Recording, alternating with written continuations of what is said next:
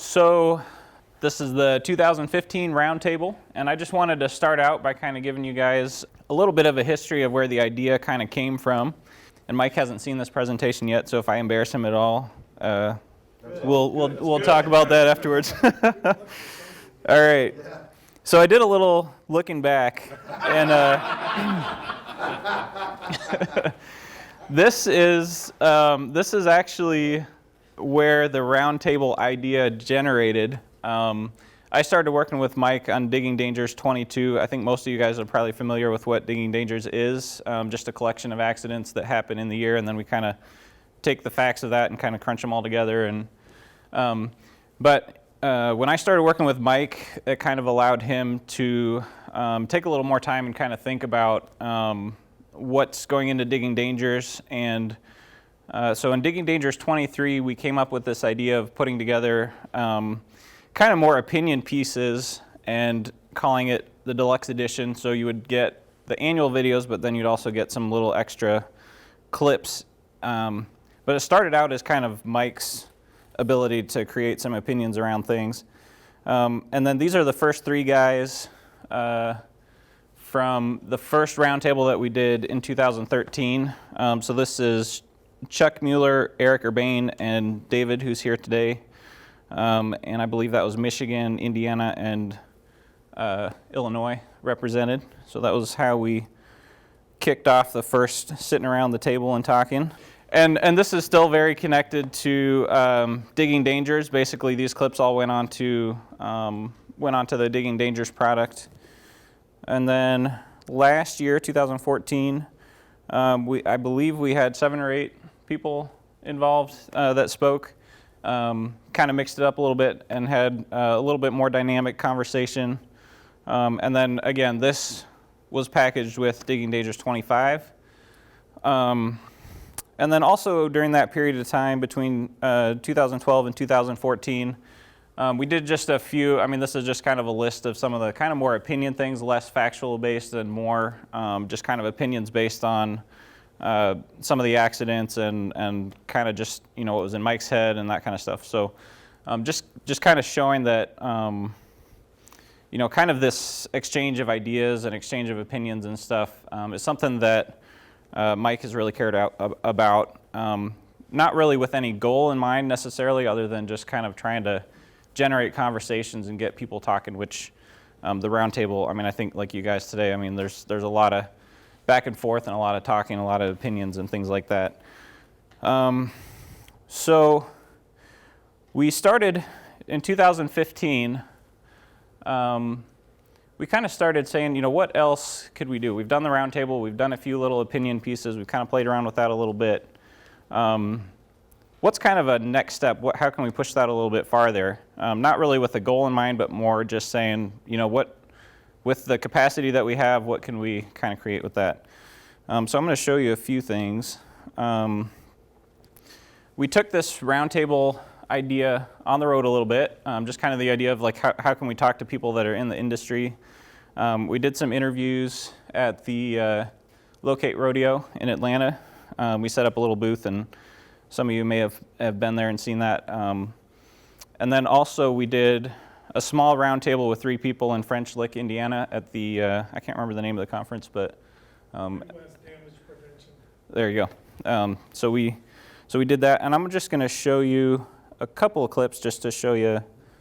These are just raw, kind of dropped in there, but I'll just kind of let this roll and show you. I started with One Call Locators in Salt Lake City, Utah, contracted out to Questar Gas in 1998. That was with my stepdad. He's like, oh, I got you a job. And then, yeah. I promised myself I wouldn't do this forever, and I'm still here. I love it. 1979, my father, we owned a chain of catalog stores, Montgomery Ward stores, and a side business was building fences. And in 1979 in the state of Missouri, there was no one-call system. And my father, in the course of building fences, would occasionally cut a phone service, because that was, in our little community, about what was always on the ground. So he talked to the phone guy that came out and said, how do I stop doing this? And the guy said, well, you could call us, but they're just phone drops. But if you bought one of these, you could just locate them yourself. So my dad brought home, I think, a Dynatel 500A that he had purchased and said, "You think you know everything? Figure this out." So, say that a lot? yes, absolutely. So for 3 years while I was in high school, occasionally I would locate phone drops. When I got out of school, I never ever thought about locating again until 1995. I looked out my back door and there was a guy spraying paint all over my backyard, and I went out and said, "What are you doing?" And he told me, and I'd been in the insurance industry, wasn't really happy, and I said, "Are you hiring?" And he said, "We're always hiring." So in late 95, I went to work for S&P Utility Resources and have in some way been in the industry ever since. Okay, in 1988, I started with Byers Engineering in Washington, D.C. Just started looking for a job, found one that was interesting, and it was Byers. Stayed with them for 5 years. Field activities for a Sioux company involved, we call it designating, which is the same as utility locating, but in the industry, it was when they started developing the guidelines and standards for Sioux. Locating to a surveyor means defining its position.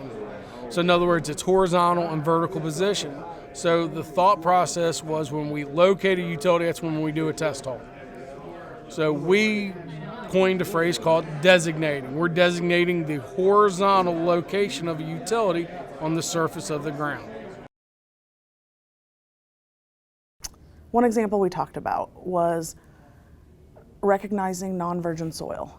I just assume if an excavator's out there and they have a spotter and they're doing the right thing, they have a shovel and they're hand digging and there's somebody watching the dig, well, what are they watching for?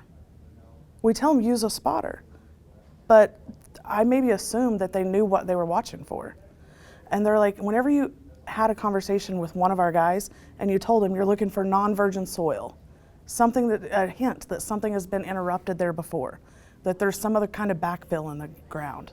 It's not natural, something else is there, it's your hint. A red flag, something's going up. That's that next level of education and training. Like they have a spotter and they think maybe the only thing they're looking for is the actual utility. That's what I thought it was, because I've read the statutes, and again, Yeah. as the new guy, I've read it and it says you can dig in this area if you have a spotter, if you're doing X, Y, and Z correctly. Now, new rule, you can do it, just be careful. And I read it and I said you had to have a spotter, and that's what I thought. And I said, So what's the job of the spotter? what is the job of the spotter? In the utility world, I talk about that all the time with our crews. We understand that soil's there because we put it in as backfill. And so with these other excavators, whether it's a landscaper, someone that's a dig deeper or not, it was new language for them. And it was, I don't want to say an aha moment, but it kind of got us more on the same page. So I thought that was kind of a neat, just a neat example there of like the value of this roundtable process is we've got different people from different angles in the industry, and you know that the regulator there learned something from that, and I think that can happen while you're sitting there at the table, and that can also happen if you have access to some of these roundtable videos that we're putting together. One of the other things that we really tried harder to do this year that I haven't had the opportunity to do is actually go out on the job and try to get some just kind of on-site experience because I don't come from the construction industry at all. So I have actually learned a lot this year. We got to go to MP Next Level's couple jobs up in Minneapolis through Fred of XL Insurance. And then we also went to Gary, Indiana, and we were on the job there for a gas install. So I'm just going to show you this. This was kind of a little, just kind of little story package kind of thing that I put together. This job's the initiation of the first year of a pretty large bare steel replacement project in this community. Some of the dates I've seen is 1930s, 1940s vintage.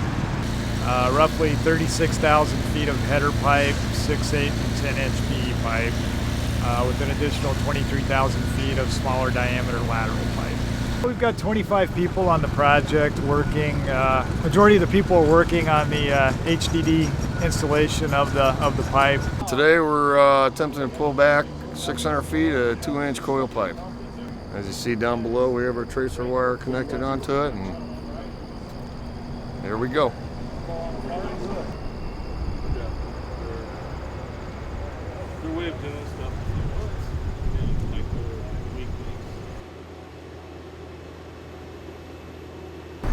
I heard it's anywhere from 5 to 6 years. It's replacing all the bare metal gas. Looking at about a 4-week duration for the remainder of the project. We'll be air testing and purging the header pipe into service, and then ultimately air testing and purging the lateral main pipe into service as well. We're currently wrapping up the header pipe. We're cutting in lateral tees for the header pipe, and then those will ultimately be pre-installed for future work on the lateral mains.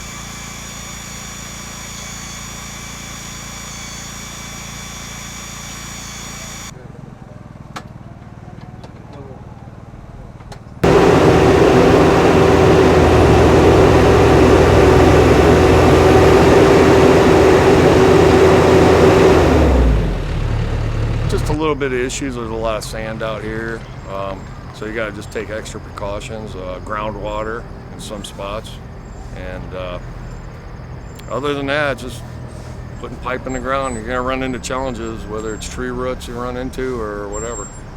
I've walked the streets in the middle of the night in the Philippines, Thailand, when I was over in the Gulf War. Tell you when I come back here, it doesn't bother me. Other than that, I enjoy what I do. Getting the pipe in the ground, put it together, doing good work, and making the company money.